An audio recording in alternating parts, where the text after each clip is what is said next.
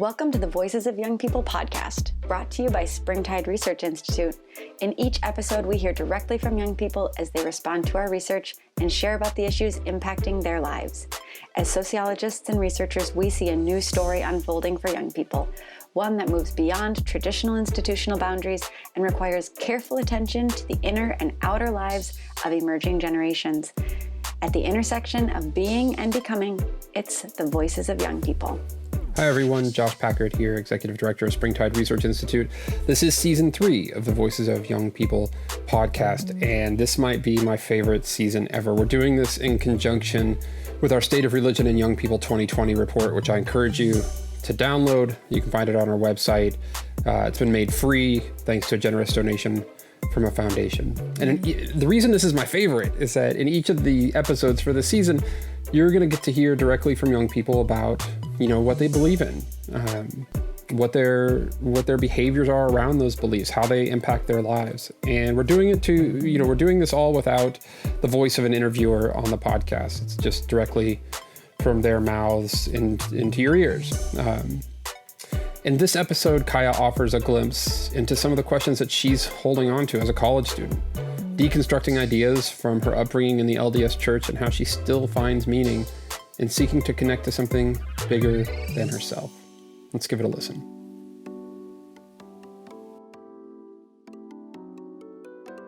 My name is Kaiya Lindhart. I am 19. I currently live in Colorado, but I go to school in Wisconsin.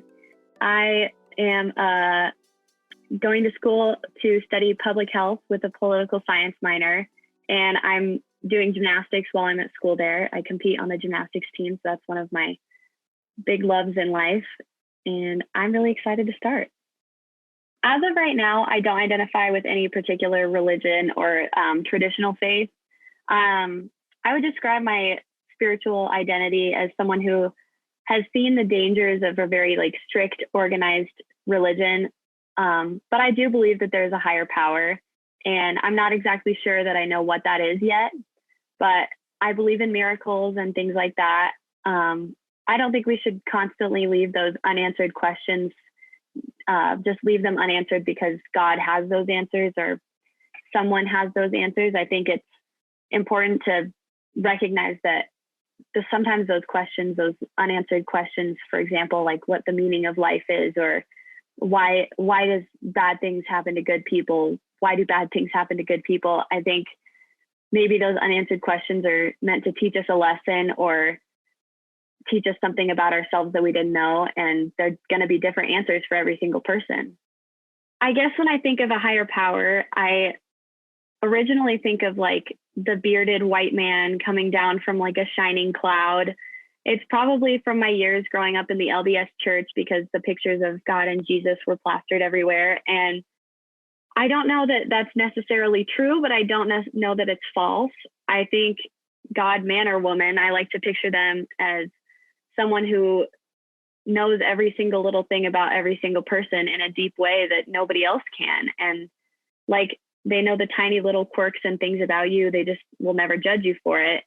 And someone who has those answers, someone who's able to put you in the right place and time in life and place people and opportunities of your way so that you can find what you need at the time. And sometimes it takes way longer for others than it might. And that's when the frustrating part is that sometimes those challenges are going to sit in front of you for years because you don't have the tools to fix it. But you can't always just say, well, God has a plan for me, because I think you should be a little more proactive than just God has a plan for me. I think you should fight to get out of those dark places. I spent majority of my life attending the LDS Church, but I choose not to go anymore. I'm not sure if I would ever go, consecutively to a formal church again. It's just harder for me now to feel peace in a church building like that because of the guilt I carry from growing up that way. For example, when my parents split and I went back to church with my dad, the people at his church swarmed me with, invasive questions and judgments about my family's, I guess, drama, you could say. And it felt like they all made up their minds about my mom. She was this sinner. She gave up on her family. She quit the church, and the truthfulness that the gospel was able to give her and just turned her back on it because it was the easy thing to do. But it was just so much more than that. And that's something that most church members won't ever be able to wrap their minds around. And it's not necessarily their fault, but it was just so hard for me because this is the woman who raised me. She's strong, she's kind, she's amazing. And it took a lot for her to get out of that situation. And for people to be pointing the fingers at us and making their assumptions, it just made our lives dramatically worse, even for my dad. And they believe with their whole heart that was the only way that my mom will ever be able to go to heaven and be sealed with her family forever. So they have good intentions. It's just not the lesson that we needed right then and there. And it was her decision after all. So it was just a hard enough time for our whole family. And we felt all this guilt and pressure, and it was just over the top. But recently I have been to my mom and my grandma's church, which is I don't know how you would describe it. It's a Christian church, but they are very accepting of any person at any place in life. They say it every day, and they repeat it back and forth to you until it's drilled into your head that there's no guilt, there's no pressure, there's no mold you have to fit in. You don't have to do anything different about yourself to feel accepted there. And they don't tell you that you have to seek help from church leaders if you're gay or you're struggling with a temptation or an addiction. Like it's almost the relaxing church that I had been missing through my childhood.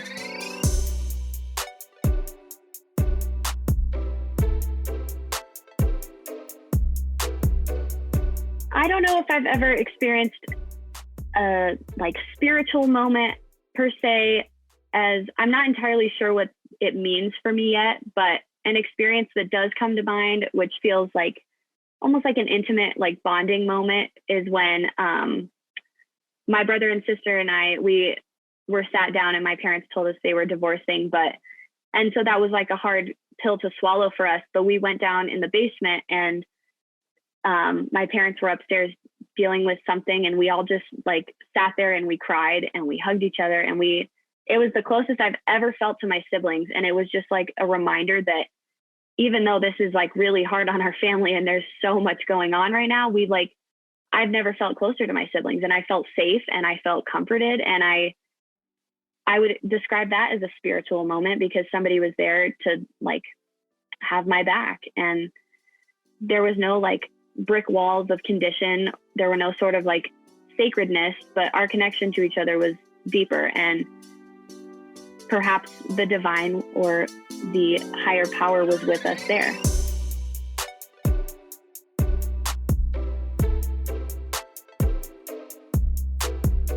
As for activism or a place or a thing, a ritual that makes me feel spiritually connected, I absolutely love engaging in anything activism related.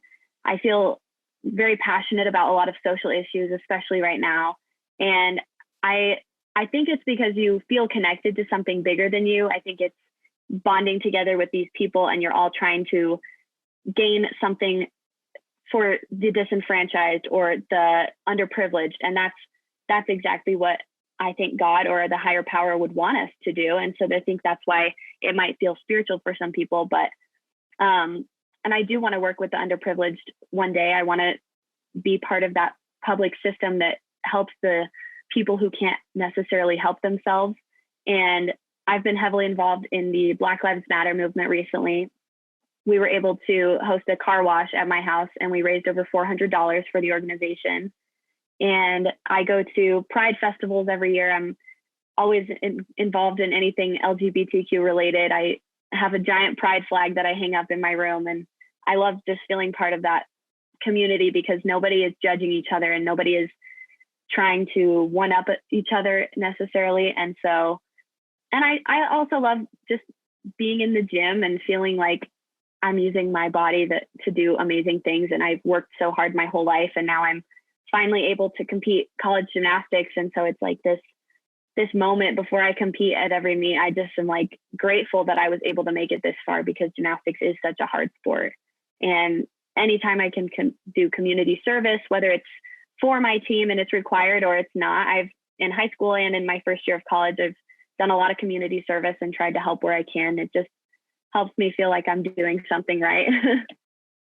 I would see my faith journey having an influence on my life in the fact that those LDS values will be with me until I die one day. Like, there's not one thing that you can say or do. And my favorite comparison is like, if you have bad vision and you go your whole life without glasses on, and then one day you put glasses on and the world is so much clearer and you can see the leaves on the trees and the lines on the road, why would you ever want to take those glasses off? It's like my whole life I lived without those glasses on, and I didn't know that I could see better until I got out of the church and I got out of those practices. And now I'm seeing the world like it is not just black and white. There's so much gray area, and I have so much more freedom, and I don't feel like I'm trapped anymore. But that guilt will always follow me. The guilt of feeling, well, what if they are right? What if it is just black and white? And I'm being selfish by putting the glasses on to say. And so I also think that I didn't just gain bad values from growing up in a church. I learned how to help others. I learned about service. I learned about loving your neighbor. And those are values that will always influence my life. But I also have seen a church that doesn't guilt you for things like that. And it's been refreshing and amazing to learn every person's story and how they can feel just as connected to God as somebody in an LDS faith.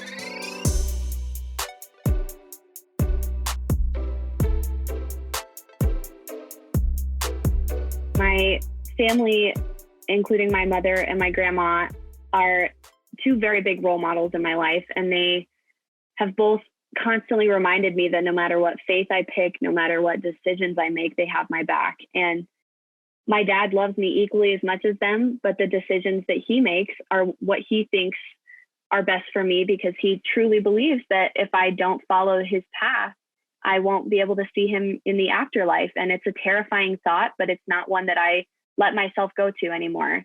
And the biggest mentor, I would say, is my grandma, because she, introduces me to new parts of life and constantly makes me think on my feet, like just makes me question everything, but in a good way, not in a way where I'm feeling like I'm young and naive, but in a way where I know that she wants me to have those answers for myself. She wants me to find out what I feel on my own time. And it's just having that support and her offering to take me to church. But if I don't want to go, there's no pressure. And my mom inviting me to go to church with them and saying, obviously, if you want to sleep in, it's Sunday morning, you've had a long week, then sleep in.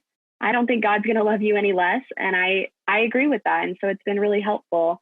And my boyfriend actually also grew up in the LDS Church, and he is transgender. And so we've kind of navigated a lot of religious pressures from both of our families. His family is still in the church, and my dad is still in the church.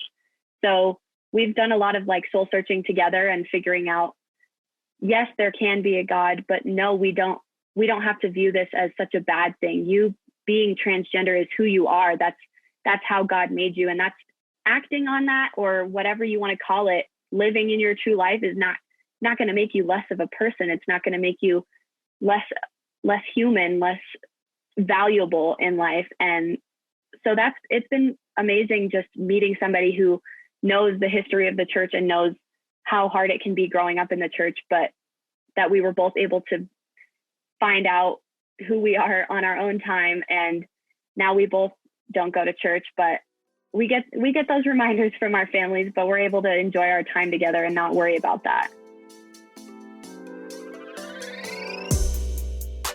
Visit springtideresearch.org to hear more voices of young people and to download the State of Religion and Young People 2020 report, which is free thanks to a very generous donation.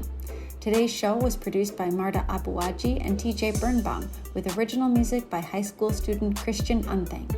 Special thanks to our guest today and to all the young people whose perspectives and insights make our research possible.